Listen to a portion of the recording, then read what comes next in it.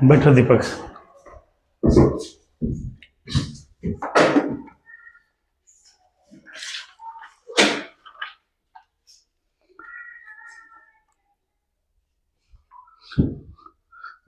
तो हम लोग अभी आज इकोनॉमिक्स का तीसरा क्लास चल रहा है, ठीक है।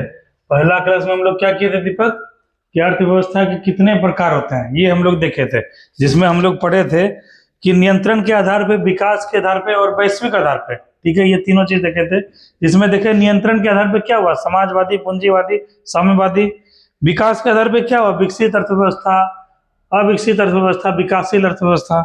और वैश्विक संबंधों के आधार पे हम लोग देखे थे कि जो बंद अर्थव्यवस्था, क्लोज्ड इकोनॉमी, ओपन इकोनॉमी, ये देख लिए थे। तो पहला टॉपिक को हम लोग उसी को पूरा विस्तार से समझे थे। दूसरा दिन जो क्लास हुआ उस दिन हम लोग देखे कि भारतीय अर्थव्यवस्था के क्षेत्र, जिसमें क्या अर्थव्यवस्था को जो है इससे संबंधित गतिविधि के आधार पे जो है 3 भागों में बांटा गया है, ठीक है। प्राथमिक क्षेत्र के रूप में, द्वितीय क्षेत्र के रूप में, तृतीय क्षेत्र के रूप में। तो तीनों में हम लोग देखे कि प्राथमिक क्षेत्र किसको कहते हैं, कृषि और उससे संबंधित जो गतिविधियां होती है उसको किस रूप में हम लोग देखते हैं, प्राथमिक क्षेत्र के रूप में। उसी में आ गया कृषि, आ गया पशुपालन, आ गया मत्स्य पालन, आ गया वानिकी, आ गया खनन, आ गया। इससे संबंधित क्रियाकलाप जो भी आता है वो सब प्राथमिक क्षेत्र के अंतर्गत है। कृषि एवं अन्य संबंधित गतिविधियां, यही इसका की फैक्टर है, ठीक है। अगला है द्वितीय क्षेत्र। द्वितीय क्षेत्र में हम लोग देखे हैं प्राथमिक क्षेत्र के सहयोग से जो है जिसका विनिर्माण होता है वह हमारे द्वितीय क्षेत्र में आता है। इसमें मुख्य रूप से कल कारखाने, उद्योग धंधे और विनिर्माण संबंधी जो है गतिविधि को हम लोग देखते हैं। और इस दोनों के क्षेत्र के सहयोग से जो है जो सेवा का क्षेत्र जो होता है तृतीय क्षेत्र कहलाता है, जो बैंकिंग, बीमा, दूरसंचार, पर्यटन, स्वास्थ्य, परिवहन। तो इस प्रकार से हम लोग जो है कल ये टॉपिक को हम लोग कंप्लीट किए थे कि किस प्रकार से प्राथमिक, द्वितीय क्षेत्र, तृतीय क्षेत्र में बांटा गया है। और हाल में जो अभी नया जो ट्रेंड चला उसमें चतुर्थ जो है क्षेत्र और पंचम क्षेत्र को भी वर्गीकृत किया गया है। इसमें चतुर्थ क्षेत्र में क्या देखे, बौद्धिक गतिविधियों को जो होता है वो चतुर्थ क्षेत्र में आता है। जैसे इसमें हम लोग देखे थे कि अनुसंधान हो गया, शिक्षा हो गया, सूचना प्रौद्योगिकी हो गया।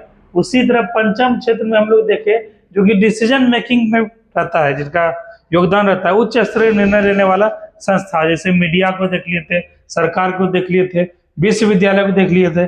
तो इस प्रकार से हम लोग चतुर्थ और पंचम को भी वर्गीकृत किए थे वर्तमान ट्रेंड में।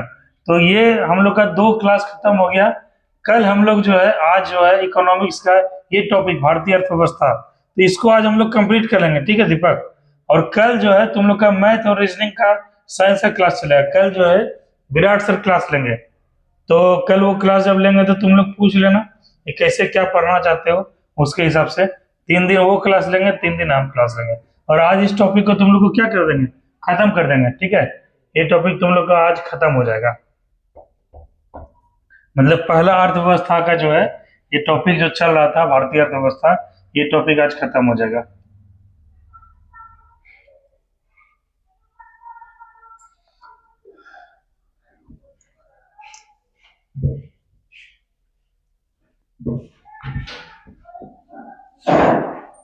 बैठो नाना, लेट कैसे हो जाता है नाना? आए थे जैसे बंद है। हाँ तो बंद कब जो था, हम तो वहां कैमरा में भी देख रहे थे, दीपक भी आ गया था सवेरे।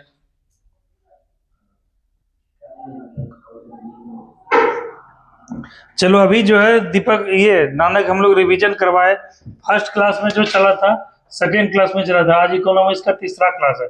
पहला क्लास में हम लोग देख लिए थे कि वर्गीकरण के आधार पर अर्थव्यवस्था कैसे बांटा गया है। दूसरा क्लास में हम लोग देखे प्राथमिक, द्वितीय, तृतीय, और आज तीसरा क्लास चल रहा है। आज हम लोग जो है देखेंगे कि अर्थव्यवस्था में हम लोग देखेंगे कि जो आर्थिक विकास क्या होता है, इकोनॉमिक डेवलपमेंट क्या होता है। लेकिन उससे पहले 2-4 को प्रश्न तुम लोग से पूछेंगे।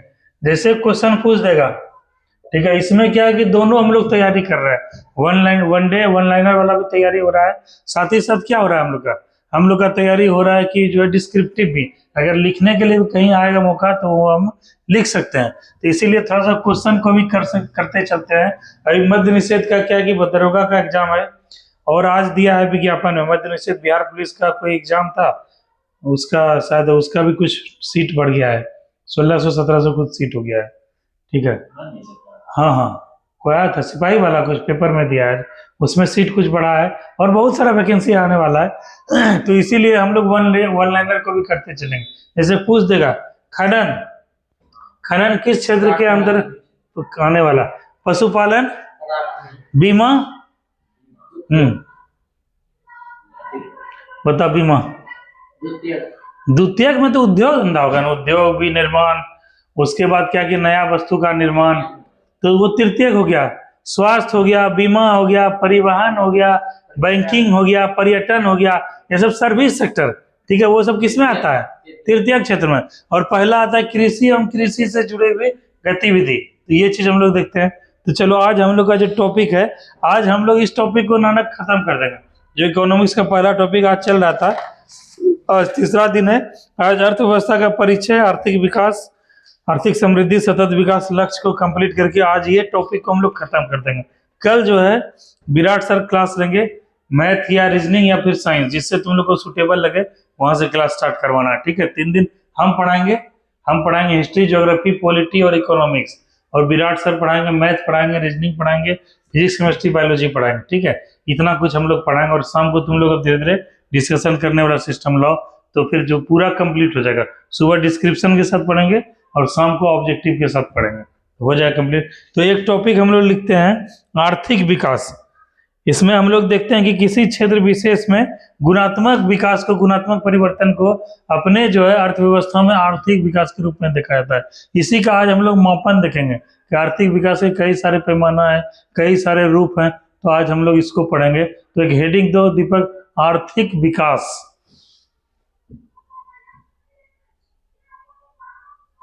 आर्थिक विकास, डेट जैसे दीपक दे दिया करो, डेट से तुमको भी आज का डेट दे दो। तो आज कितना तारीख हुआ, 12, हाँ 12 दे दो, इसे समझ में भी आएगा ना कि आज का कोटा इतना हुआ, इतना हम लोग पढ़ाई किया। तो आर्थिक विकास, इसको अंग्रेजी में क्या बोलते हैं, इकोनॉमिक डेवलपमेंट। कभी कभी इंग्लिश का टर्म आए तो नानक जो लिख लिया करो या उसको रिपीट कर दिया करो, क्योंकि आगे चल के लाइफ में इंग्लिश का तुम लोग को बहुत जो है सपोर्ट मिलेगा। तो इकोनॉमिक डेवलपमेंट यानी आर्थिक विकास, इसमें हम लोग देखते हैं, इसमें जरा लिख लो जरा तो पॉइंट। तो अर्थव्यवस्था में, पॉइंट देके दीपक लिखना है, अर्थव्यवस्था में होने वाले, अर्थव्यवस्था में होने वाले गुणात्मक परिवर्तन को, गुणात्मक परिवर्तन को आर्थिक विकास कहते हैं, आर्थिक विकास कहते हैं। अगला पॉइंट लिखो, आर्थिक विकास एक बहुआयामी प्रक्रिया है। आर्थिक विकास मल्टी डायमेंशनल, आर्थिक विकास एक बहुआयामी प्रक्रिया है। इसमें मौद्रिक आय के कारण, इसमें मौद्रिक आय के कारण होने वाली वृद्धि, मौद्रिक आय के कारण होने वाली वृद्धि के साथ साथ शिक्षा कैसे होता है दीपक, शिक्षा ऐसे होता है, हाँ शिक्षा कोमा सार्वजनिक स्वास्थ्य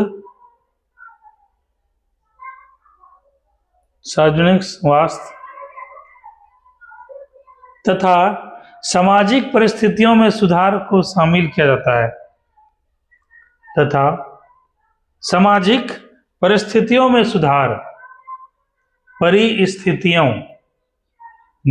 को शामिल किया जाता है,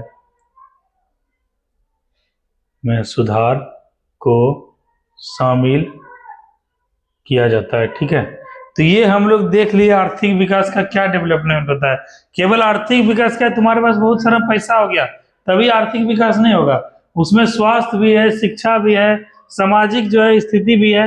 ये सबको देखते हुए क्या है, हम लोग देखते हैं आर्थिक विकास हो रहा है कि नहीं, इकोनॉमिक डेवलपमेंट हो रहा है कि नहीं। ठीक है, अब जैसे डेवलपमेंट हुआ, अब इसका संकेतक क्या है दीपक, किस प्रकार से कुछ संकेतक होता है ना, जैसे तुम पढ़ने में अच्छा हो कि नहीं, तुमसे हम कुछ पूछे, तुम अगर सवाल का जवाब दे पा रहे हो या सवाल सॉल्व कर पा रहे हो, तो वो उस बात को संकेत करता है कि तुम मेहनत कर रहे हो, तुम पढ़ाई कर रहे हो। उसी तरह से आर्थिक विकास का क्या होता है, कुछ पैरामीटर होता है, कुछ मापदंड होता है, कुछ संकेतक होता है, जिस आधार पे हम लोग देखते हैं कि भाई आर्थिक विकास हो रहा है कि नहीं। तो इसको एगो हेडिंग देख के हम लोग देखेंगे, आर्थिक विकास के संकेतक या मापदंड, संकेतक या फिर मापदंड।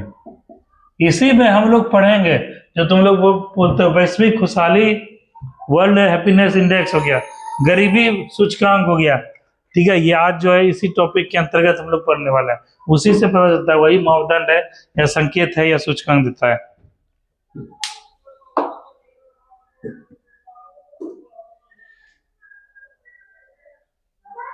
लिखो, इसमें लिखो, विभिन्न राष्ट्रीय और अंतरराष्ट्रीय, विभिन्न राष्ट्रीय और अंतरराष्ट्रीय संगठनों द्वारा, अंतरराष्ट्रीय संगठनों द्वारा किसी राष्ट्र के जीवन की गुणवत्ता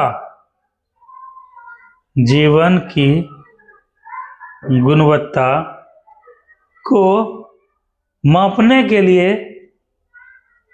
लिए कई सारे मापदंड का प्रयोग किया जाता है, जो निम्नलिखित है, मापदंड का प्रयोग किया जाता है जो निम्नलिखित है।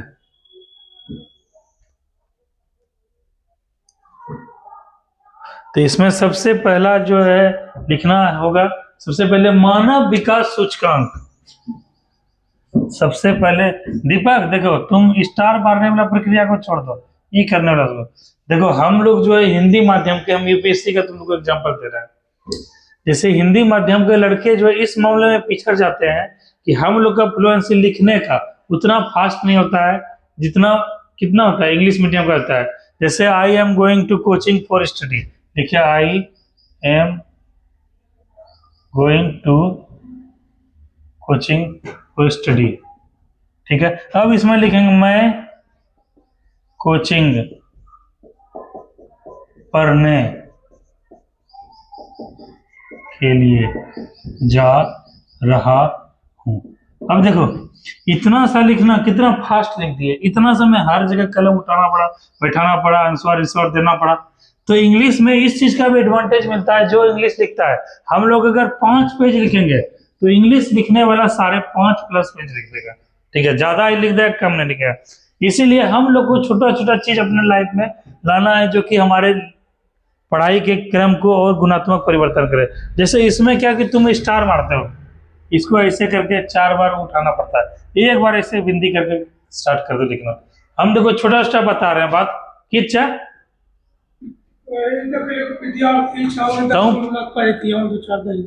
क्या पढ़े थे, गंगाधर ना नहीं तो है कौन पर 10वां ब्लॉक पढ़ाई भी। हाँ सुना नहीं है दीपक, क्यों नहीं है, शाम को पढ़ाए, कब बजे पढ़ाते हो दीपक? 4:30 बजे, जितना कहता हूँ सबको भेजी दियो, ठीक छो। क्या पढ़े तो है बताओ, हम मेरे छोड़वा पर काटा पढ़ लड़का छो, अभी कम पढ़ी रही 10वां परीक्षा देती है, एकरा लगम भेजी दियो, ठीक छो। ये 2-4 दिन 5 दिन गाइड कर देता हूँ, पैसा कोरी नहीं लेता हूँ, ठीक छो। ये 10 मिनट 1 घंटा रोज, जैसे आधा घंटा पीछे में बैठा के समझाता हूँ, ऐसा मत करो। 1.5 घंटा पढ़ाई चाहिए। कब बजे दीपक? 4:30 बजे भेजी दियो, ठीक छो। हमें बड़का पढ़ाई छो, ठीक छो। हाँ, तो हम लोग क्या देखे इसमें कि जब हम लोग बार बार इसको ऐसे करना पड़ता है, तो वैसा अगर 50 बार दीपक करना पड़े हम लोग को टाइम बहुत जो है ना खपत हो जाएगा। वही ऐसे किए निकले, तो छोटा छोटा चीज है, कहता है बूंद बूंद से घड़ा बढ़ता है।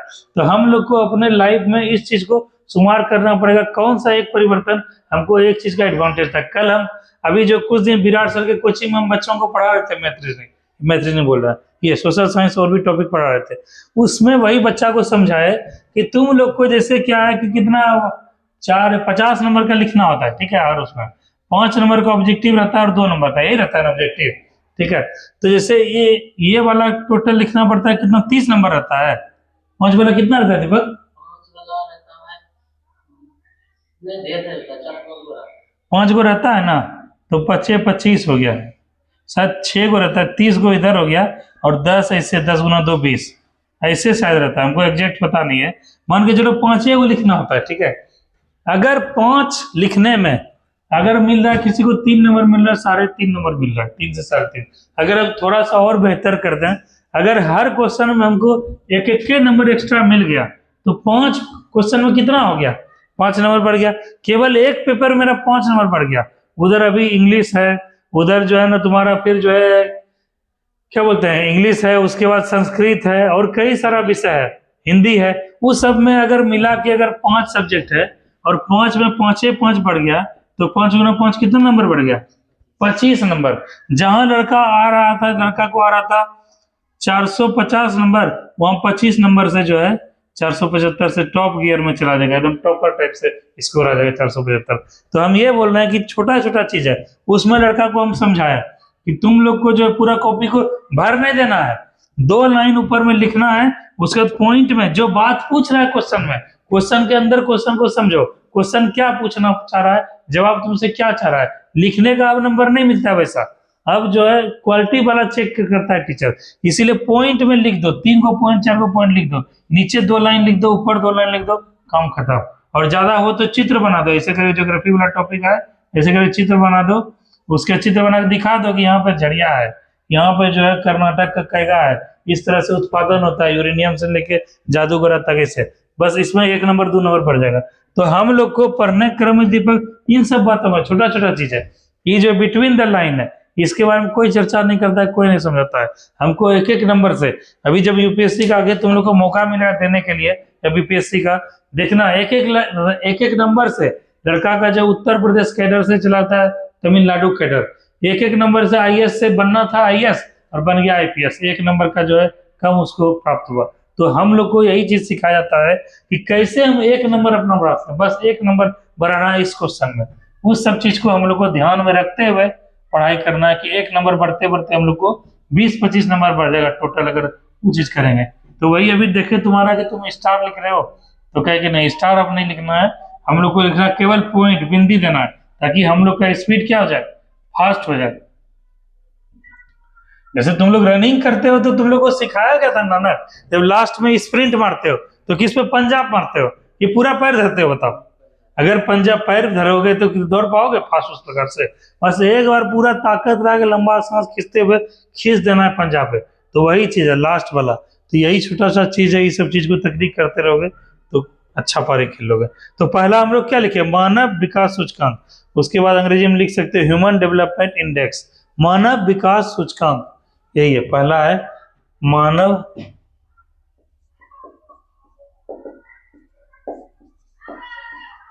विकास सूचकांक, इसके नीचे अंडरलाइन करो,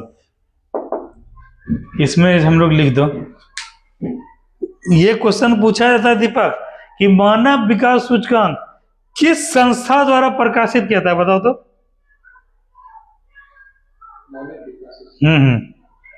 बताओ, अभी तो तुम बिहार दरोगा का एग्जाम दे के आ रहे हो, बताओ नानक, ये क्वेश्चन आता है कई बार देखे होंगे, मानव विकास सूचकांक किस संस्था द्वारा जारी किया जाता है, प्रकाशित किया जाता है, बताओ। मानव विकास सूचकांक, ह्यूमन डेवलपमेंट इंडेक्स, हाँ कुछ कुछ तक सही बोले फिर करो, UNDP, United Nation Development Programme, संयुक्त राष्ट्र विकास कार्यक्रम। तो इसी में पहला पॉइंट यही है दीपक, ये क्वेश्चन देखो वनडे में पूछ देगा, किसके द्वारा जारी किया गया, यूएनडीपी, लिखो पॉइंट लिखो, संयुक्त राष्ट्र विकास कार्यक्रम, संयुक्त राष्ट्र विकास कार्यक्रम, विकास कार्यक्रम, ब्रैकेट में लिखो यूएनडीपी द्वारा मानव विकास सूचकांक मानव विकास सूचकांक को देश के सामाजिक और आर्थिक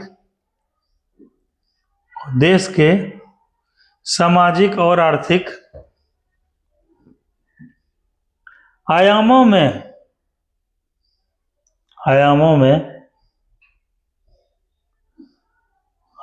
में समग्र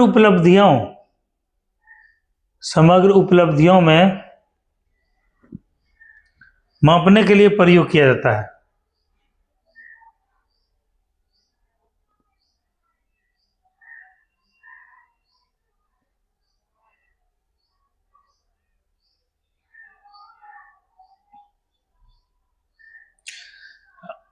ठीक है। इसके प्रमुख, अगला पॉइंट लिखो, इसके 3 प्रमुख संकेतक हैं। अगला पॉइंट लिखना, इसके 3 प्रमुख, बता दीपक, एक क्वेश्चन कई बार पूछा भी है बिहार एसएससी में, बिहार दरोगा और बीपीएससी के एग्जाम में कई बार क्वेश्चन पूछा है। माना ये नानक बताओ कौन कौन सा है? हाँ हाँ, स्वास्थ्य और शिक्षा तो ठीक है, और जीवन का स्तर, ठीक है। इसके लिए पहला पॉइंट लिखो, पहला पॉइंट है स्वास्थ्य के लिए जीवन प्रत्याशा। स्वास्थ्य के लिए जीवन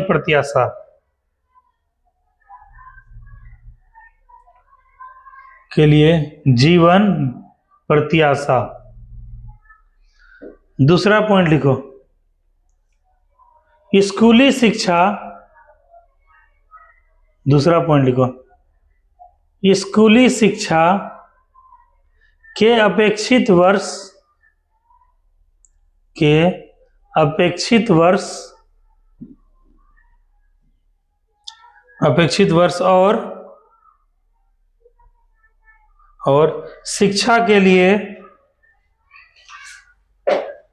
और शिक्षा के लिए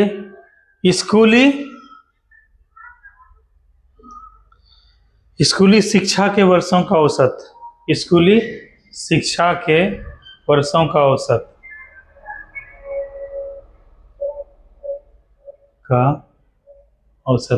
इस लाइन को समझे? मतलब स्कूली शिक्षा का अपेक्षित वर्ष होता है, जैसे स्कूल में बच्चा 10वां तक पढ़ता है ना 10वां में, तो जैसे कि नानक बोला शिक्षा, 8वां पास को शिक्षित कहा जाएगा, लेकिन वो क्या है कि किसी कारण से जो है अपन 9वां तक पढ़ाई किया, छोड़ दिया, तो इस रूप में उसका मानव विकास सूचकांक के रूप में उसको नहीं डिनोट किया जाएगा कि भाई उसका विकास कहाँ हो पाया। जो उसका डेवलपमेंट होना चाहिए था, स्कूली शिक्षा के जो मानक वर्ष है 10वां तक कम से कम पढ़ाई करना चाहिए था। और अगला पॉइंट है शिक्षा के लिए स्कूली शिक्षा के वर्षों का औसत।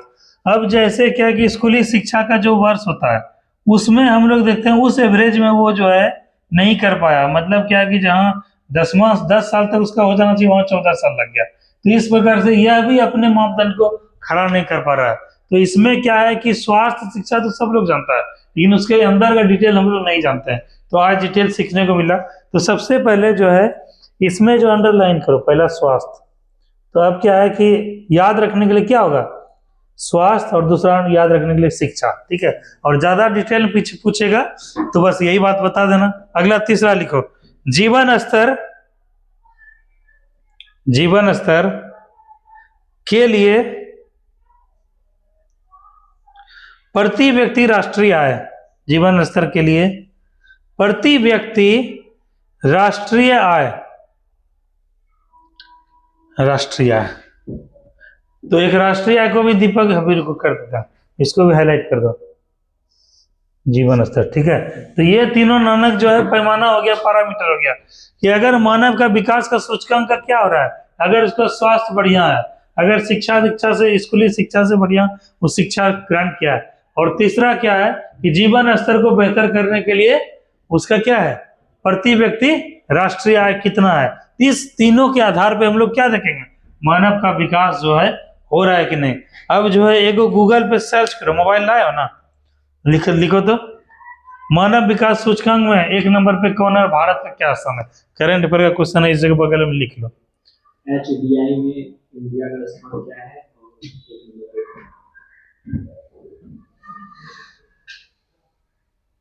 मानव विकास सूचकांक में भारत 134 स्थान पर है। मार्च 2024 में जारी 2024 की रिपोर्ट के अनुसार स्विट्जरलैंड इस सूची में पहले नंबर पर है। दोनों लिख लो। कौन से इसके ईस्वी के हिसाब से वर्ष जो है दिखा रहा है? 24 दिया है। अच्छा, मतलब 24 के बाद अभी रिलीज नहीं होता, बगल में कहीं लिख लो तो वर्ष 2024 के अनुसार भारत का मानव विकास सूचकांक मानव कितना बोले? 134 है। सूचकांक 134 को अंडरलाइन कर दो है, जबकि हाँ 134वां है, जबकि स्विट्जरलैंड पहले स्थान पर है, प्रथम स्थान पर है।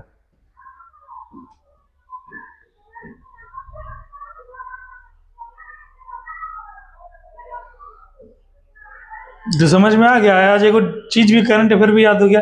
दीपक, हम लोग अब करंट अफेयर को भी करेंगे दीपक, क्योंकि कोई भी एग्जाम दे लो, उसमें बिना करंट अफेयर के क्या है, सिलेक्शन लेना जो है बहुत मुश्किल है। तो तुम लोग डिसाइड करो, ठीक है। 2 बुक आता है, एक बुक आता है स्पीडी का, एक बुक आता है एडुटेरिया का, ठीक है। और तीसरा एक बुक आता है, वो है तुम्हारा जो है कौन सा पब्लिकेशन है जी, लक्ष्य नाम से वो आता है, उसका परीक्षा मंथन, ठीक है। 3 बुक आता है, एक हो गया पहला स्पीडी,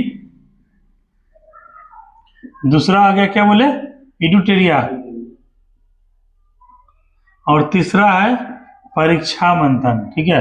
अब तीनों का क्वालिटी बताते हैं तुम लोग को। स्पीडी में क्या रहता है, 1 डे 1 लाइनर रहता है, इसमें उतना डिस्क्रिप्टिव नहीं रहता है। एडुटेरिया में क्या होता है, 1 डे की टाइप से भी रहता है, और पीछे में एमसीक्यू के फॉर्मेट में भी रहता है, जो तुम लोग को उस समय याद करवाते थे, एमसीक्यू पता है ना। और इसमें क्या होता है कि थोड़ा डिस्क्रिप्शन भी रहता है, मतलब थोड़ा विस्तार भी बताया रहता है। और परीक्षा मंथन में क्या होता है, फुल जो डिस्क्रिप्शन होता है। तो लगता है हम लोग को बेस्ट बुक कौन सा है, एडुटेरिया। तो तुम लोग मार्केट जाओ, ठीक है, मार्केट जाओ और वहां पे एगो एडुटेरिया, क्योंकि अभी का एग्जाम में देखा गया, अभी जो दरोगा का क्वेश्चन एग्जाम हुआ, इसमें पिछले साल से पीछे का पूछा गया, मतलब समझे। 25 में एग्जाम हुआ था, ये 26 में अभी 18 जनवरी को हुआ था ना, 18 और 21 तारीख को, और उसमें 25 का पहले का क्वेश्चन भी पूछा गया था। तो मेरे कहने का मतलब ये है, आने वाले साल 2 साल में तुम लोग क्या एग्जाम देते रहोगे ना, जब तक तुम लोग को अपने मन मुताबिक पद नहीं मिल जाता है, पोस्ट नहीं मिल जाता है। तो जब करंट अफेयर के बिना सिलेक्शन लेना मुश्किल है, तो क्यों ना हम लोग करंट अफेयर को क्या है लगातार पढ़ते चले। एक बुक आता है, उसमें 1 साल का रहता है। तो हम लोग क्या है कि एडुटेरिया का जो है, कोई मार्केट जाओगे तो वहां पे बुक खरीद लेना, एक बुक मेरे लिए भी ले लेना, जो भी अमाउंट लगेगा पैसा हम दे देंगे। उसमें करें क्या, मेरे पास एक बुक रहेगा, एक बुक तुम्हारे पास, एक बुक तुम्हारे पास, जो भी क्लास के स्टूडेंट है सबके पास बुक रहेगा। डेली जो है हम लोग एक दिन पार्टिकुलर करंट अफेयर ही पढ़ेंगे। जैसे 6 दिन हम लोग पढ़ाई करेंगे ना, 6 दिन में जो है 3 दिन हम लोग पढ़ेंगे क्या, मैथ पढ़ेंगे, रीजनिंग पढ़ेंगे, फिजिक्स, केमिस्ट्री, बायोलॉजी, ठीक है 3 दिन। और जो है 2 दिन पढ़ेंगे कोई ये विषय, क्योंकि हम जो है दीपक को बहुत पढ़ा दिए हैं, वो दीपक भी चाहे तो तुम लोग को पढ़ा सकता है। अगर खाली टाइम बोलोगे हिस्ट्री हमको दीपक समझा देने 1885 से 1947, दीपक भी पढ़ा सकता है। तो 2 दिन हम जो है डिस्क्रिप्टिव लेंगे इसमें, ठीक है, और 1 दिन जो है करंट अफेयर। कैसा रहेगा दीपक है? 1 दिन पूरा ताबड़तोड़ करंट अफेयर ही चलने देंगे, 2 घंटा 2.5 घंटा जितना देर क्लास चलता है उतना पूरा करंट अफेयर ही पढ़ेंगे। और उसके बाद क्या है कि 2 दिन जो है, जैसे इकोनॉमिक्स पढ़ा है, नया टॉपिक स्टार्ट हुआ, 2 दिन में जो है कोशिश करेंगे। और धीरे धीरे हम लोग को भी अभी थोड़ा डिसिप्लिन आने में समय लग रहा है। जैसे 9 से देखते हैं 9:15 हो जाता है, उसको ज्यों ज्यों गर्मी आएगा हम लोग भी 9:05 तक हम लोग कोशिश करेंगे क्लास 9:05, 9:08, 9:10 तक क्लास शुरू हो जाए। तो इसलिए अभी 2-4 दिन समय लग जाएगा तुम लोग को भी, और धीरे धीरे कुछ बच्चा सब भी जुटेगा। तो अब यही करेंगे दीपक, ठीक है। आगे से तुम लोग मार्केट जाना, एडुटेरिया का बुक लेना, ताकि करंट अफेयर भी साथ ही साथ चलते रहे। तो जो भी एग्जामिनेशन है उसमें हम लोग को फायदा मिलेगा। तो ये हम लोग तीनों देख लिए।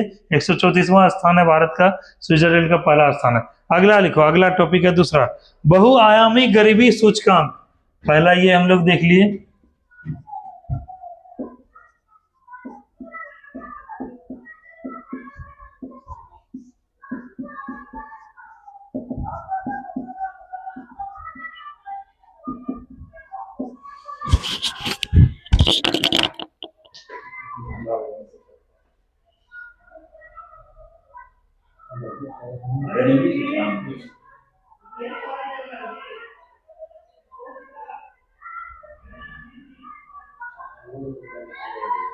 सुबह हो गई पर ये इतना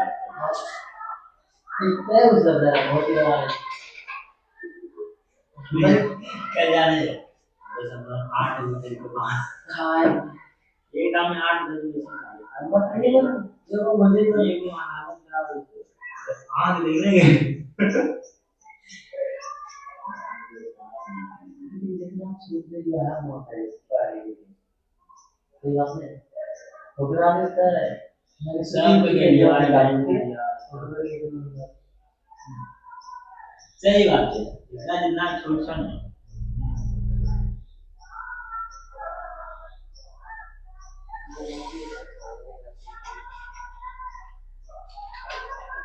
देखिए तो लिखो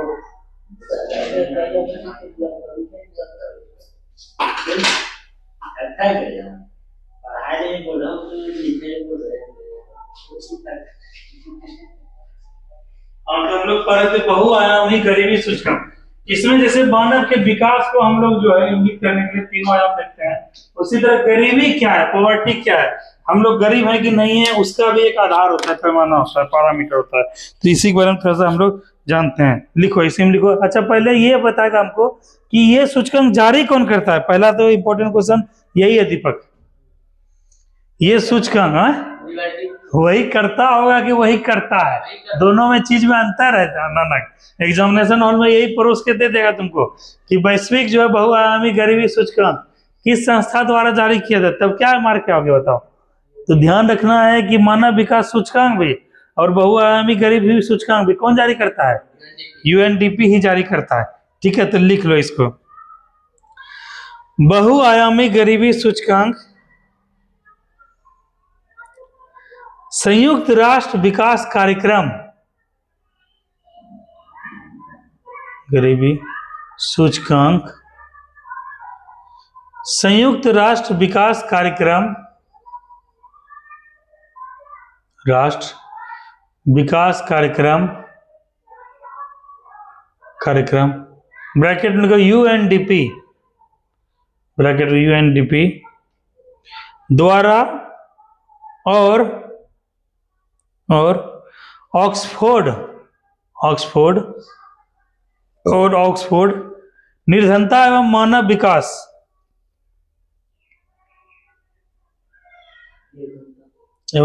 विकास द्वारा प्रारंभ किया गया था।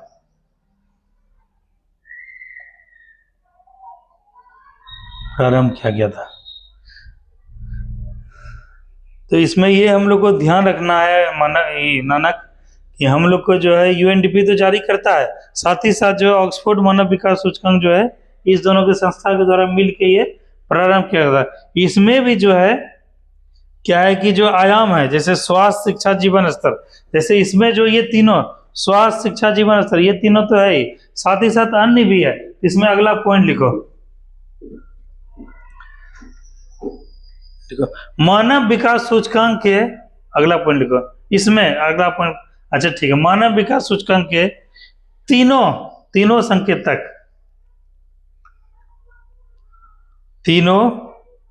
संकेतक हाइपन देखो, स्वास्थ्य, शिक्षा और जीवन स्तर, स्वास्थ्य,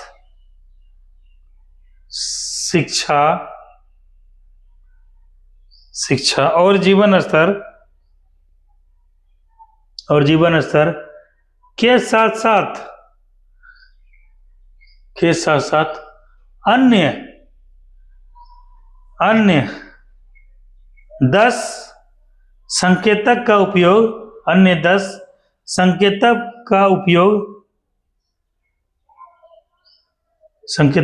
उपयोग बहुआयामी गरीबी सूचकांक को संकेतक का प्रयोग बहुआयामी गरीबी सूचकांक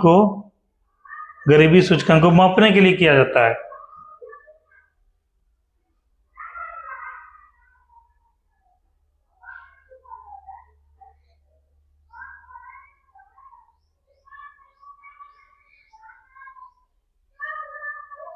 चलो इसमें लिखो स्कूली शिक्षा, कोमा देके तीर देके लिखते हो 10 आयाम जो है स्कूली शिक्षा,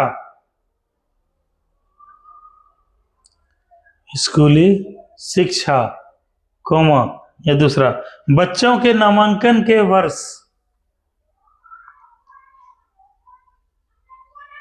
अगला या तीसरा बाल मृत्यु दर, नामांकन के वर्ष, अगला पॉइंट लिखो क्या लिखे थे बाल मृत्यु दर, बाल मृत्यु दर, अगला पॉइंट लिखो पोषण, पोषण, उसके बाद अगला पॉइंट लिखो बिजली। देखो बिजली भी सूचकांक में है नानक, पता चला कि सब व्यवस्था है बिजली नहीं आ रहा है तुम्हारे घर में या किसी घर में बिजली एक दिन 2 दिन में आता है तो कैसा वो स्थिति खराब हो जाता है, सारा सिस्टम ही लगता है गड़बड़ा, ना मोबाइल चार्ज हो पाता है, ना टीवी देख पाते हो, ना लाइट वगैरह आ पाता है, मच्छर काटते रहता है, तो बिजली भी एक पैरामीटर है। अगला लिखो पीने का पानी, देखो कितना अच्छा संकेत है, पीने का पानी, पीने का पानी। अगला 7वां लिखो स्वच्छता, ये सब पैरामीटर है स्वच्छता। 8वां खाना पकाने का ईंधन, खाना पकाने का ईंधन, पकाने का ईंधन मतलब कोयला से अगर तुम जला रहे हो या फिर जलावन लकड़ी यूज कर रहे हो मतलब तुम गरीब हो।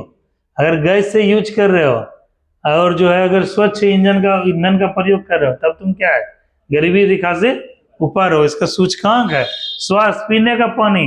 पता चला कि कोई आदमी जो पीने का पानी है साफ है, कोई खराब है, कोई उसी तरह पुराना चापाकल और पुराना क्या बोलते हैं उसको जी कुआं से पानी पी रहा है, तो इसका मतलब गरीबी सूचकांक के पैरामीटर पे वो खड़ा नहीं है। स्कूल में नामांकन का वर्ष, बच्चा सब जैसे क्या होता है कि 3 साल 4 साल का होता है तो LKG UKG से पढ़ाना उसको स्टार्ट कर देते हैं या फिर स्कूल किड्स प्ले स्कूल में भेजते हैं, उसको लेट से भेजना पढ़ने के लिए, तो वो भी इसका मतलब गरीबी के पैरामीटर को वो करता है। तो ये सब चीज है। 9वां नंबर क्या लिखे संपत्ति, 8वां नंबर 9वां नंबर संपत्ति। 10वां नंबर सामाजिक सुरक्षा।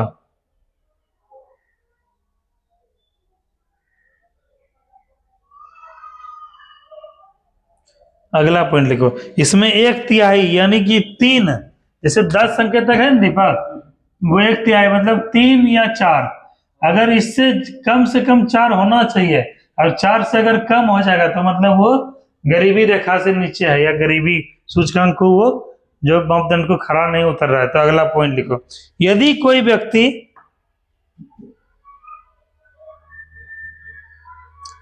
व्यक्ति इन संकेतकों के 1/3 से अधिक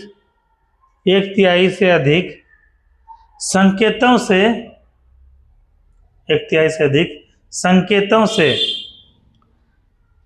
वंचित होने पर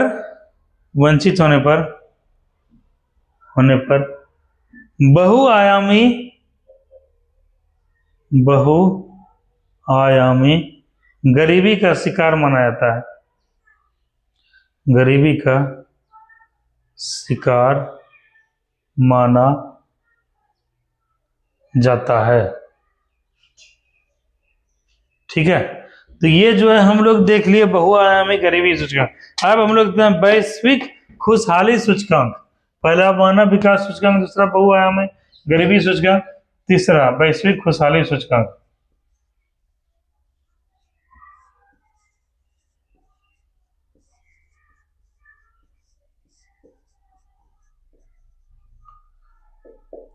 वर्ल्ड हैप्पीनेस इंडेक्स, ये तो और भी इम्पोर्टेंट है। वर्ल्ड हैप्पी, हाँ अब रुको दीपक, अभी रुक जाओ, इसको भी जरा गूगल करके नानक देखो तो भारत का क्या स्थिति है और गरीबी सूचकांक में 1 नंबर पे कौन है। लिखते जाना इस चीज का। गरीबी सूचकांक में भारत का कौन सा स्थान है और एक नंबर पे कौन है?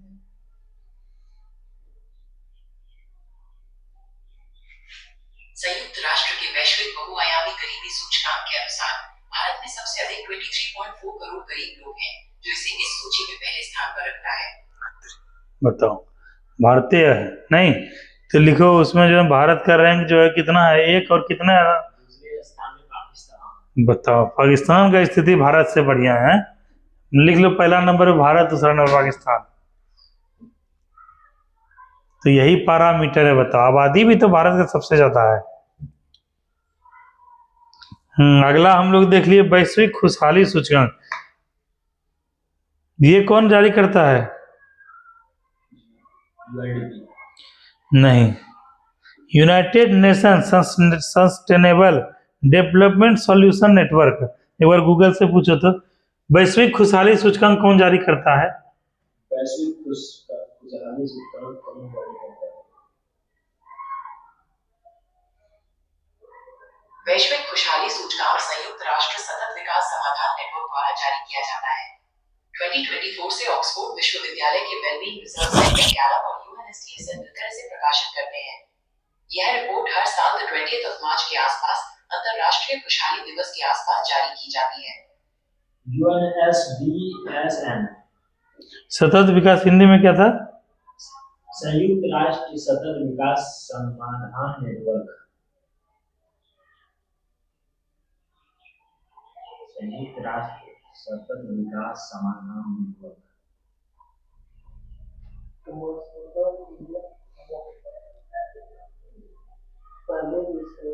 हाँ, चलो इसके बारे में लिख लो थोड़ा सा। ठीक है, इस सूचकांक को इसके नीचे अंडरलाइन दो दीपक। अच्छा, कर दिए। हाँ, इस सूचकांक को संयुक्त राष्ट्र, जो अभी बनाने को बोला था, संयुक्त राष्ट्र इस सूचकांक को संयुक्त राष्ट्र सतत विकास समाधान नेटवर्क, सतत विकास समाधान नेटवर्क ब्रैकेट में लिख देना UNSDSN,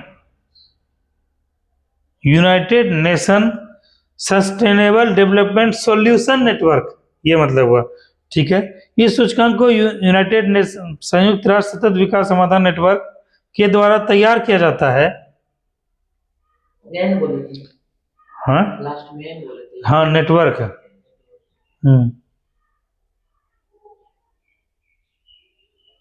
हाँ, क्या लिखे? द्वारा तैयार किया जाता है। अगला पॉइंट लिखो।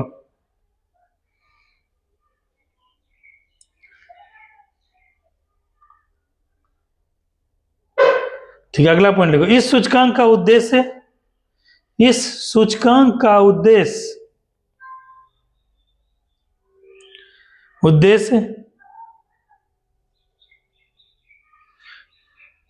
यह बताना नहीं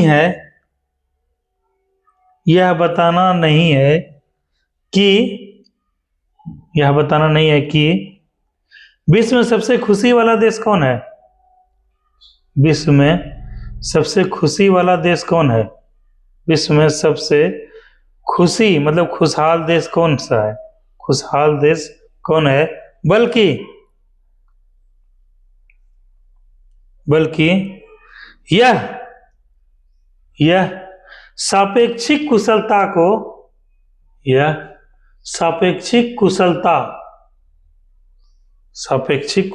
को प्रदर्शित करता है।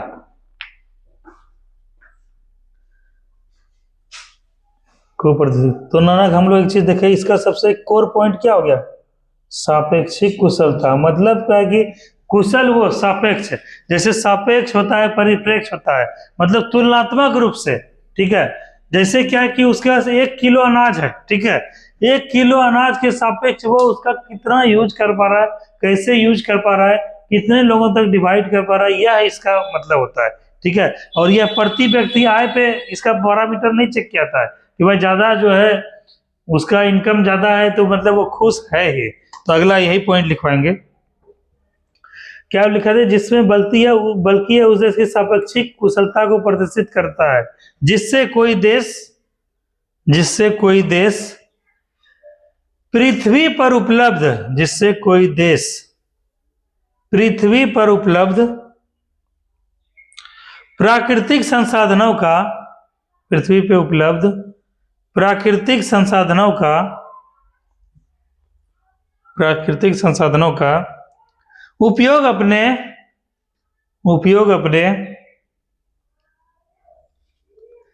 नागरिकों के जीवन को खुशहाल बनाने में करता है। उपयोग अपने नागरिकों के जीवन को खुशहाल बनाने में करता है।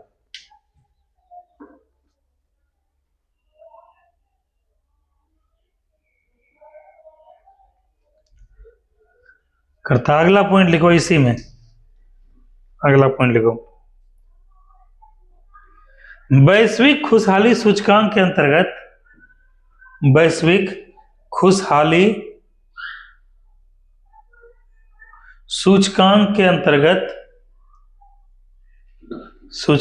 अंतर्गत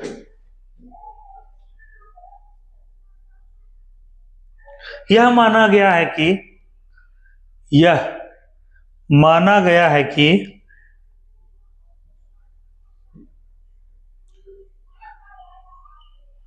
प्रति व्यक्ति आय नहीं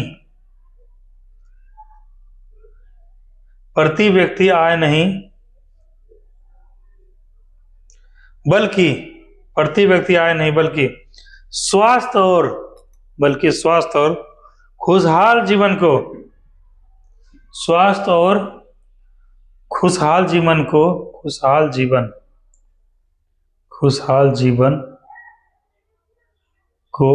इसका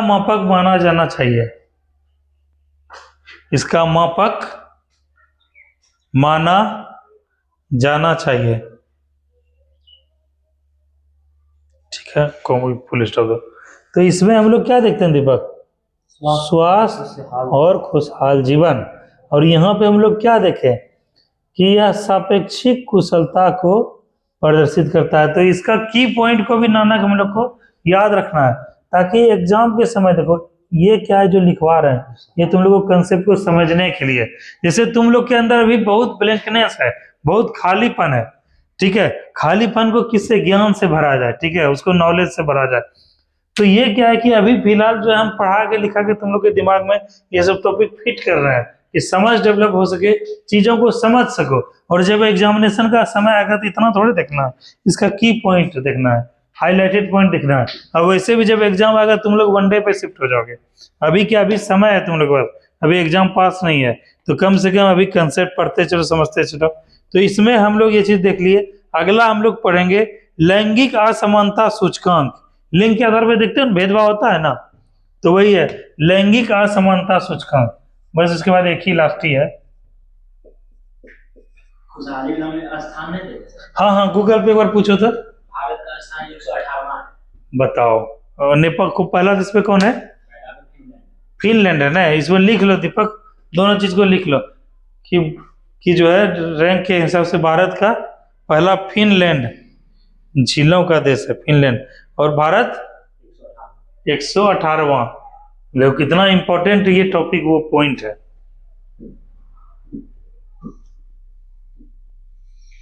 और फिनलैंड लगातार 108वां वर्ष फर्स्ट स्थान पे। बाबू ये भी लिख लो, बहुत इंपॉर्टेंट है। अब क्या है कि तुम लोग तो एग्जामिनेशन हॉल में भी नहीं भूलोगे।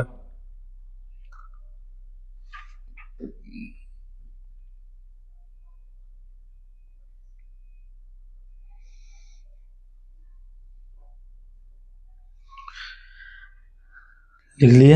अब अगला टॉपिक लैंगिक असमानता सूचकांक।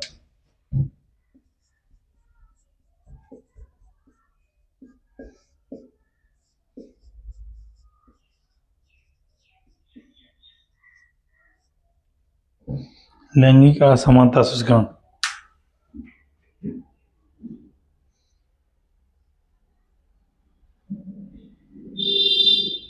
ठीक है। यह किसके द्वारा जारी किया था दीपक? ये बहुत इंपॉर्टेंट है। वर्ल्ड इकोनॉमिक फोरम, लिखो, पॉइंट लिखो। विश्व आर्थिक मंच, विश्व आर्थिक मंच, विश्व आर्थिक मंच, ब्रैकेट में WEF, वर्ल्ड इकोनॉमिक फोरम के द्वारा लैंगिक असमानता सूचकांक जारी किया जाता है, के द्वारा लैंगिक असमानता सूचकांक जारी किया जाता है।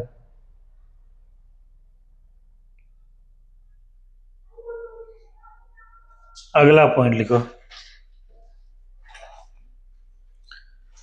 4 क्षेत्रों में लैंगिक असमानता को मापा जाता है। 4 क्षेत्रों में लैंगिक असमानता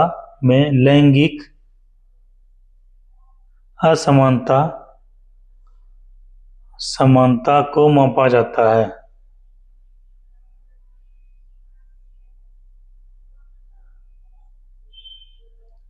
ठीक है, तो इसमें पहला लिखो, आर्थिक भागीदारी और अवसर।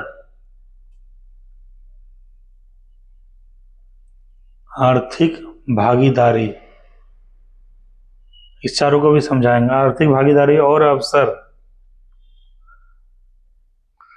दूसरा, शैक्षणिक उपलब्धियां, शैक्षणिक उपलब्धियां, शैक्षणिक,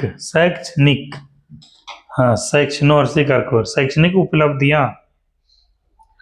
तीसरा क्या है? स्वास्थ्य एवं उत्तरजीविता, हेल्थ एंड सर्वाइवल,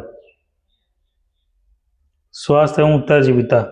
चौथा है राजनीतिक सशक्तिकरण, स्वास्थ्य एवं उत्तरजीविता। चौथा राजनीतिक सशक्तिकरण, पॉलिटिकल इंपावरमेंट, राजनीतिक नौरसिकार तौर से, हाँ ठीक है, राजनीतिक सशक्तिकरण, सशक्तिकरण। तो इसमें नौनक हम लोग देखते हैं, यहाँ बात क्या हो रहा है? लैंगिक असमानता, मतलब क्या है? लिंग के आधार पर कितना भेदभाव होता है। तो उसमें हम लोग देखेंगे पहला, आर्थिक भागीदारी और अवसर, मतलब क्या होता है? जैसे इकोनॉमिक डेवलपमेंट, मतलब कहीं भी तुम जाओ, चाहे स्टेशन चले जाओ, चाहे कहीं यूनिवर्सिटी चले जाओ, या फिर किसी संस्थान चले जाओ, किसी इंस्टीट्यूशन चले जाओ, वहां पे जो भी क्रियाकलाप हो रहा है उसमें महिलाओं की भागीदारी कितनी है, यह तय करेगा कि लिंग को समानता दिया जा रहा है या असमानता। साथ ही साथ क्या है इसमें? क्या अवसर, जैसे देखोगे अभी बिहार सरकार क्या कर रही है? 1/3 आरक्षण किसमें दी है? सरकारी नौकरी में जो है 1/3 आरक्षण दिया है। यह इस बात को प्रमाणित करता है कि बिहार सरकार की इच्छा है कि लैंगिक असमानता को कम किया जाए। ठीक है, मतलब पुरुषों के साथ साथ महिलाओं की भागीदारी सुनिश्चित हो, इसलिए वो लेके क्या आया? अलग से आरक्षण, ताकि ये वैश्विक लगन इस सूचकांक में हम लोग के आगे आ सके। दूसरा क्या है? शैक्षणिक उपलब्धियां, जैसे तुम लोग देखे होंगे लड़की सब क्या होती है इन जनरल, मतलब क्या है कि सामान्य तौर पे, ठीक है, हम ऐसा नहीं कर रहे हैं, ये होता ही है, सामान्यता होता है कि 12th और ग्रेजुएशन करते करते लड़की सब क्या करती है? पढ़ाई लिखाई छोड़ देती है, शादी ब्याह हो जाता है, उसके बाद पढ़ाई बंद करती है। लड़का सब क्या होता है? मैक्सिमम ये लड़का सब क्या कि ग्रेजुएशन हुआ, उसके बाद कई लड़का मास्टर का डिग्री भी लेता है, MA करता है, कई लड़का PhD वगैरह करता है, या शैक्षणिक क्षेत्र में उस प्रकार से महिलाओं को भागीदारी नहीं होता है। तो इससे यह भी पता चलता है कि लिंग में असमानता है, महिलाओं को उस प्रकार से भागीदारी नहीं है, मतलब लैंगिक असमानता। अगला क्या है? स्वास्थ्य एवं उत्तरजीविता। हम लोग देखते हैं कि जो है हम लोग देखते हैं कि महिलाओं में स्वास्थ्य से जुड़ा हुआ कई समस्या होता है। हर महीना उनको क्या है कि शरीर में स्वास्थ्य के कारण से समस्या होता है। ठीक है, उसके बाद क्या है कि कई प्रकार का रोग बीमारी से ग्रसित रहती है, खान पान सही नहीं करती है, गलत जो है चीज का प्रयोग कर लेती है, इस प्रकार से क्या उनका स्वास्थ्य खराब रहता है। तो यह भी एक तरह से प्रतिबिंब करता है। साथ ही सर्वाइवलनेस जो है, उत्तरजीविता, तुम लोग देखे होंगे अक्सर क्या है कि महिलाओं का कम उम्र में शादी हो जाता है, ठीक है। पुरुष का एज ज्यादा रहता है, महिलाओं का अपेक्षाकृत कम रहता है। महिलाओं का शरीर मानसिक रूप से, शारीरिक रूप से उतना मजबूत नहीं होती है कि वह आने वाले बच्चे को क्या है संभाल सके, जन्म दे सके और उसका अच्छे से पालन पोषण कर सके, उनको अपना स्तनपान करा सके। तो उसके वजह से क्या है कि उसमें क्या है कि बहुत ज्यादा महिलाओं का कम एज में शादी होता है, माँ बनने के क्रम में उसका मृत्यु हो जाता है, या फिर जो है उसका बच्चा वो स्वस्थ पैदा होता है, कुपोषण का शिकार होता है, तो उसी को क्या बोलते हैं उत्तरजीविता। ठीक है, स्वास्थ्य और उत्तरजीविता। अगला क्या राजनीतिक सशक्तिकरण। जैसे तुम लोग देखे होंगे कि भारत जैसे देश क्या है कि बहुत बड़ा देश है, इसमें महिलाओं को उस प्रकार से पॉलिटिकल एम्पावरमेंट हो पाया है कि नहीं। पुरुषों का तो बहुत हर जगह बोलबाला है क्षेत्र में राजनीतिक क्या महिलाओं का भी इसमें है। जैसे भी बिहार सरकार देखोगे कि पंचायती राज प्रणाली में क्या कर दिया है 50% आरक्षण दिया है ना। जैसे अभी हम लोग के गांव ग्राम पंचायत के मुखिया का पद क्या है एक महिला का है, ठीक है। तो वह इस प्रकार को डिनोट करता है कि महिलाओं का पॉलिटिकल इंपावरमेंट हो रहा है, राजनीतिक रूप से सशक्तिकरण हो रहा है। तो यही जो है राजनीतिक सशक्तिकरण है, इसी सब संबंध से हम लोग इसका जानते हैं। और इसका कौन जारी करता है सूचकांक वर्ल्ड इकोनॉमिक फोरम WF। इसमें भारत का स्थान देखो क्या है, भारत का स्थान 131 और पहला नंबर पे आइसलैंड। लिखो दोनों दीपक लिखो, एक नंबर पे आइसलैंड और भारत 131वां रैंक।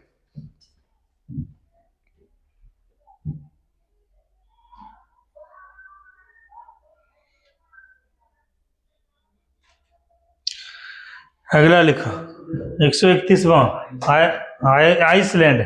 कंफ्यूज मत होना, एक आइसलैंड है एक आयरलैंड है। आइसलैंड, ठीक है। अगला लिखना है दीपक वैश्विक भूख सूचकांक।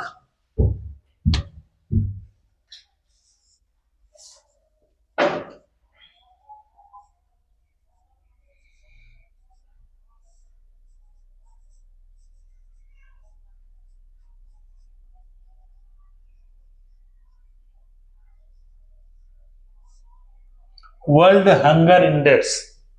हाँ एक बार गूगल पे देखो तो ये कौन जारी करता है वर्ल्ड हंगर इंडेक्स।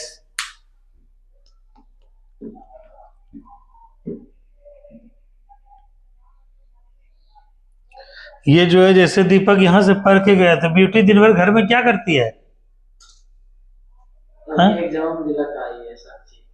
साक्षी की एग्जाम दिलाना वो जाते थे नहीं मतलब दोस्त तो रहता था ना उसका हाँ ब्यूटी का, तो वही वो रहती थी। हाँ अच्छा अच्छा। तो एग्जाम कैसा गया साक्षी का हाँ ठीक। ठीक गया है। अच्छा ठीक है, तो वही बोलो कि सब नोट्स पढ़ो देखो समझो, और जैसे पहले नोट्स बनाती थी वो इसी तरह हर विषय का नोट्स बनाएगी। हाँ तो क्या थे इसमें रैंकिंग क्या देखे, इसमें कौन जारी करता है दिया गया कि 105 है। नहीं जारी कौन करता है, कौन संस्था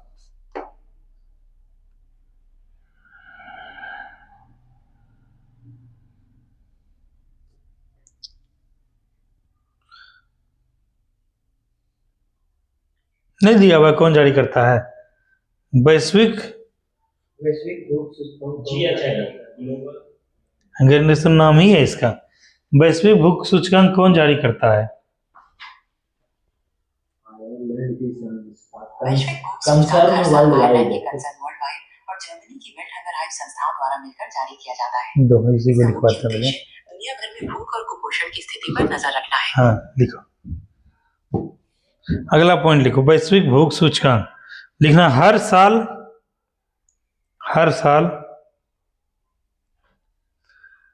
कंसर्न वर्ल्ड वाइड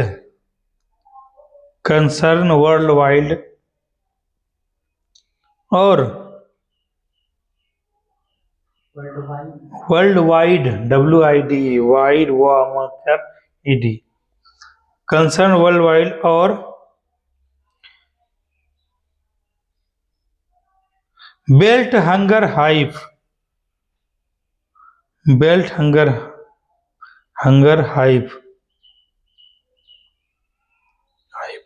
द्वारा संयुक्त रूप से जारी किया जाता है या संयुक्त रूप से प्रकाशित किया जाता है।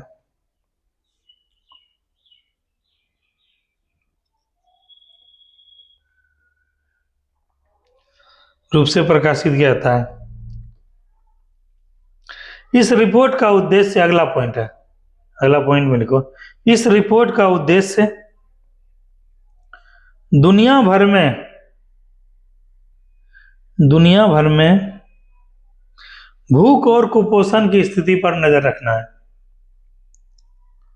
दुनिया भर में भूख और कुपोषण की स्थिति पर नजर रखना है। कुपोषण की स्थिति पर नजर रखना है।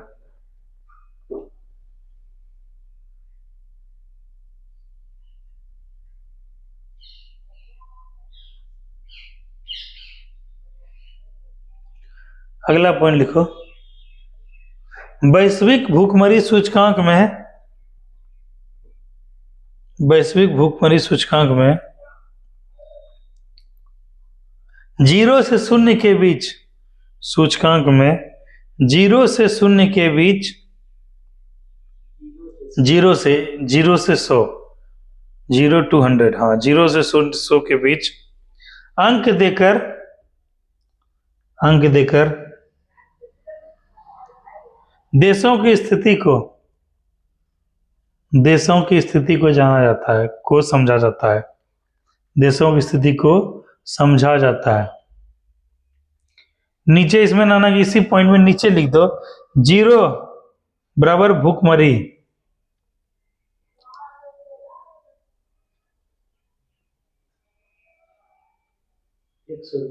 शून्य भूखमरी से 100 में क्या अधिक भूखमरी, 100 का मतलब अत्यधिक भूखमरी, इस प्रकार का। ठीक है, अगला लिखो, अगला पॉइंट, इसकी गणना 4 संकेतकों के आधार पर की जाती है। 4 संकेतकों के आधार पर की जाती है।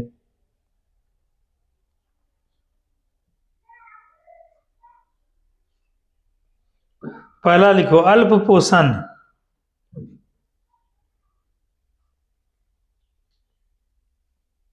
अल्प पोषण मतलब अंडर न्यूट्रिशन, अल्प पोषण। दूसरा नंबर लिखो, बच्चों में नाटापन और स्लैश देके दुबलापन।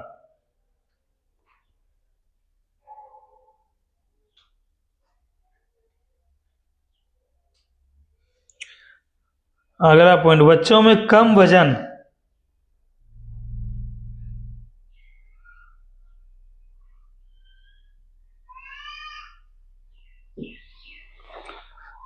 और अगला पॉइंट लिखना, बाल मृत्यु दर।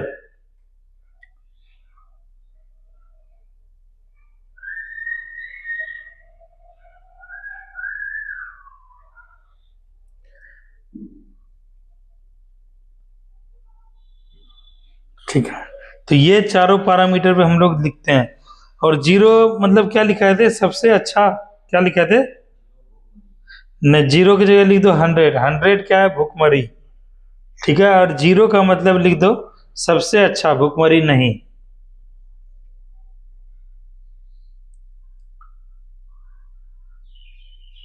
मतलब 0 जैसे भारत का स्थान कितना है, 107वां है, मतलब क्या भारत क्या है, भूखमरी का जो पैरामीटर है उससे भी खराब स्थिति में है, 107वां।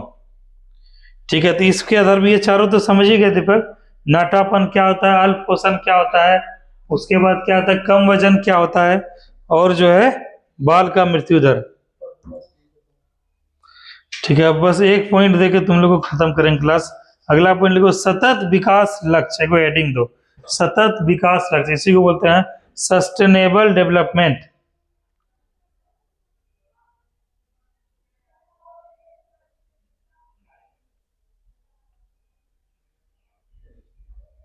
सतत विकास लक्ष्य, इसको अंडरलाइन करो। नहीं, ये मतलब एक अलग ही है। सतत का भी इसका क्या मतलब है दीपक, बताओ तो।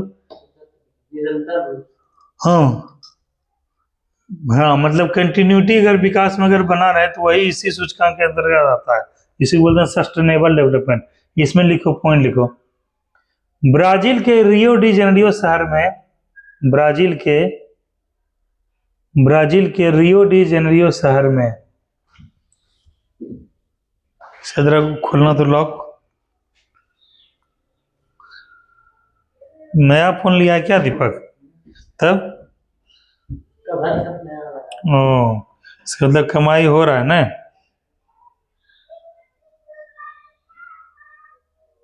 बच्चा सब कब हुआ दीपक? हैं? बच्चा सब पैसा देता है? तब तो ठीक है।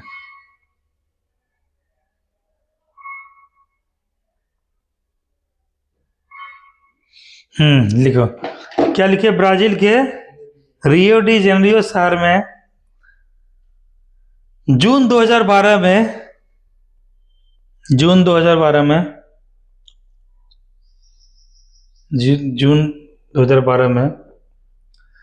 संयुक्त राष्ट्र सम्मेलन बगल में रियो 20 ब्रैकेट में रियो 20 ब्रैकेट में रियो 20 में the future we want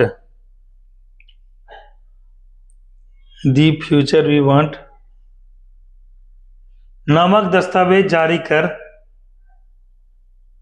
the future we want नामक दस्तावेज जारी कर सतत विकास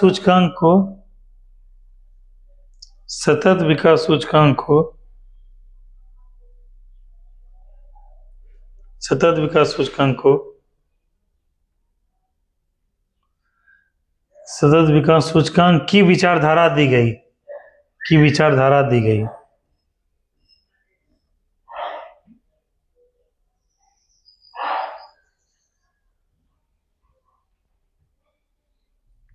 यह अगला पॉइंट लिखो। यह किसी भी देश के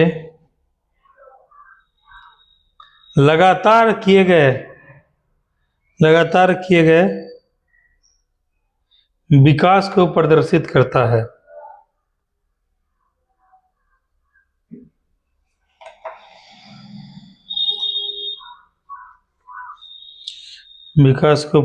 करता है। अगला पॉइंट लिखना, इसके अंतर्गत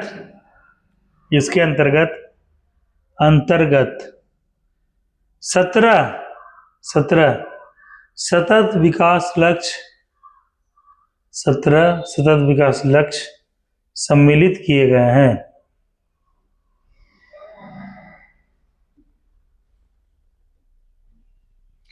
ये 17 विकास लक्ष्य जो बहुत लंबा चौड़ा है, ये सब तुम लोग को ना एग्जाम पूछेगा न कुछ पूछेगा। कभी कभी यूपीएससी में पूछ सकता है कि निम्न में से कौन सतत विकास लक्ष्य नहीं है, तो वो तुम लोग समझ जाओगे। इसी मतलब 3-4 पॉइंट से समझ जाओगे कि लगातार हुए जाने वाले विकास को सतत विकास लक्ष्य कहते हैं। वो कौन सा नहीं है, 17 तुम लोग को पढ़ के सुनाते हैं, लेकिन उससे पहले एक पॉइंट लिख लो। इस रिपोर्ट का प्रकाशन, सतत विकास लक्ष्य के रिपोर्ट का प्रकाशन संयुक्त राष्ट्र सतत विकास समाधान नेटवर्क, संयुक्त राष्ट्र सतत विकास समाधान नेटवर्क लिखो दीपक, नेटवर्क ब्रैकेट में लिखना नानक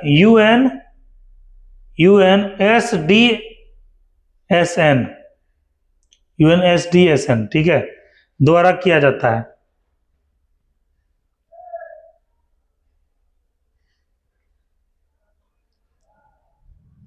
अगला पॉइंट लिखो, 193 देशों में से, अगला पॉइंट, 193 देशों में से भारत का स्थान 99वां है। रुको 1 मिनट, जरा देखो तो उसमें नानक सर्च करो तो सतत विकास लक्ष्य में भारत का क्या स्थान है? सतत विकास लक्ष्य में भारत का स्थान कौन सा है?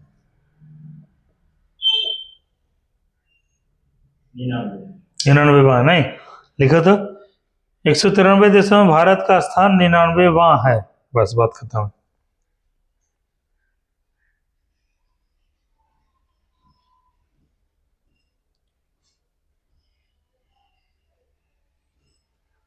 ठीक है, तो हम 17 जो है पढ़ के एक बार सुनाते हैं और इसी के साथ तुम लोग का क्लास भी खत्म हो जाए। जैसे सुनना, जैसे कह रहा है गरीबी के सभी रूपों को समाप्त करना। ठीक है, इसका पहला लक्ष्य है गरीबी के सभी रूपों को समाप्त करना।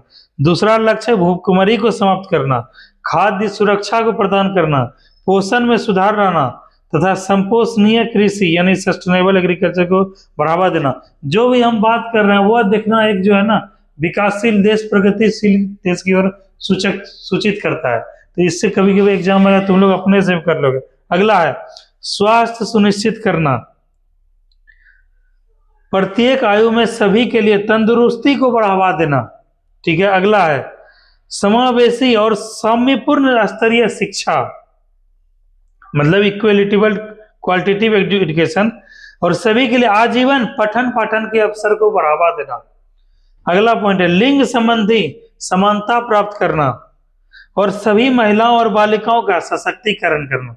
मतलब सब अच्छा अच्छा जो होता है ना वो सब बात इसमें लिखा गया। अगर ये लक्ष्य प्राप्त कर लेंगे तब बताओ देश कितना आगे निकल जाएगा। अगला है सभी के लिए जल एवं स्वच्छता की उपलब्धता और अस्थायी प्रबंधन सुनिश्चित करना, सबके लिए वहनीय विश्वसनीय आधुनिक ऊर्जा की उपलब्धता सुनिश्चित करना। ऊर्जा की बात नहीं कर रहा है, आधुनिक ऊर्जा मतलब क्या, सौर ऊर्जा पवन ऊर्जा से प्रदूषण नहीं होता है। अगला है सबके लिए अस्थायी समावेशी और सतत आर्थिक विकास, पूर्ण एवं लाभकारी तथा उचित रोजगार को बढ़ावा देना, समुत्थानशील अवसंरचना निर्मित करना, समावेशी और संपोषणीय औद्योगिकरण को बढ़ावा देना तथा नवोन्मेष को प्रोत्साहित करना, देशों के अंदर और आपस में असमानता कम करना, शहरों और मानव बस्तियों को समावेशी सुरक्षित और संपोषणीय बनाना। उसके बाद संपोषणीय खपत उत्पादन प्रतिरूप सुनिश्चित करना, जलवायु परिवर्तन तथा इसके प्रभावों का सामना करने के लिए तत्काल कार्रवाई करना। बताओ कर सतत विकास के लिए महासागरों, समुद्रों और समुद्री संसाधन का संरक्षण करना, संपोषणीय तरीके से उपयोग करना, पृथ्वी के पारिस्थितिक तंत्रकों का संरक्षण करना, सबके लिए न्याय सुलभ करना, सभी स्तरों पर प्रभावी जवाबदेही व समावेशी संस्थाओं का निर्माण करना। बताओ इतना जो है महान जो है सतत विकास लक्ष्य का सूचकांक है। तो यही था तुम लोग का जो है पहला टॉपिक जो है खत्म हो गया है। अगला जो हम लोग टॉपिक पढ़ाएंगे वो पढ़ेंगे हम लोग नेशनल इनकम यानी राष्ट्रीय आय। कल तो सर तुम्हारे लेंगे मैथ रीजनिंग या साइंस पढ़ाएंगे। अगला जब हम इकोनॉमिक्स की क्लास लेंगे 3 दिन के बाद तो क्या पढ़ाएंगे दीपक, राष्ट्रीय आय। तब तक इसको पढ़ के आना, समझ के आना, ठीक है। चलो इसी के साथ क्लास खत्म। Thank you class. ना